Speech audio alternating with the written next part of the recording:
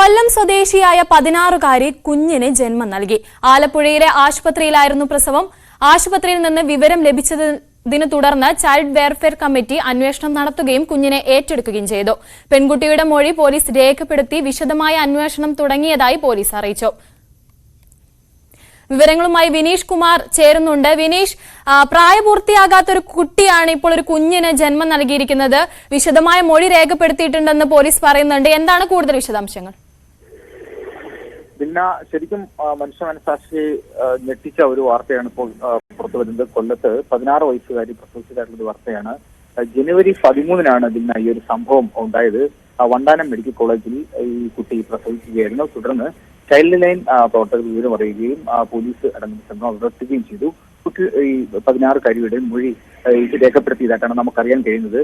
ഈ കുട്ടി പോലീസിനോട് മൊഴി നൽകിയത് തന്റെ ഇളയ സഹോദരനാണ് എന്നുള്ളൊരു ഇതിനെതിരെയാണ് മൊഴി നൽകിയിരിക്കുന്നത്. സഹോദരന് 13 വയസ്സ് മാത്രമേ പ്രായമുള്ളൂ എന്നാണ് ഇപ്പോൾ അറിയാൻ കഴിയുന്നത്. തമാശയ്ക്ക് തുടങ്ങിയ ചില ബന്ധങ്ങളാണ് ഇത്തരത്തിലേക്ക് എത്തിയതെന്നാണ് ഈ കുട്ടിയുടെ മൊഴിയിൽ പറയുന്നത്.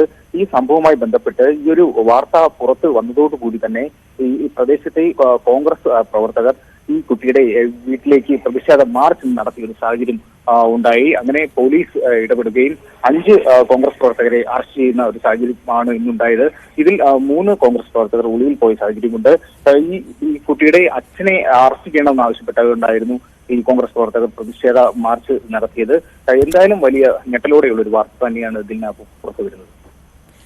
കൊല്ലം സ്വദേശിയായ 16-കാരിയാണ് ഒരു കുഞ്ഞിന് ജന്മം നൽകിയത്. ആലപ്പുഴയിലെ ആശുപത്രിയിലായിരുന്നു പ്രസവം. ആശുപത്രിയിൽ നിന്ന് വിവരം ലഭിച്ചതിനെ തുടർന്ന് ചൈൽഡ് വെൽഫെയർ കമ്മിറ്റി അന്വേഷണം നടത്തുകയും കുഞ്ഞിനെ ഏറ്റെടുക്കുകയും ചെയ്തു. പെൺകുട്ടിയുടെ മൊഴി പോലീസ് രേഖപ്പെടുത്തിയിട്ടുണ്ട്.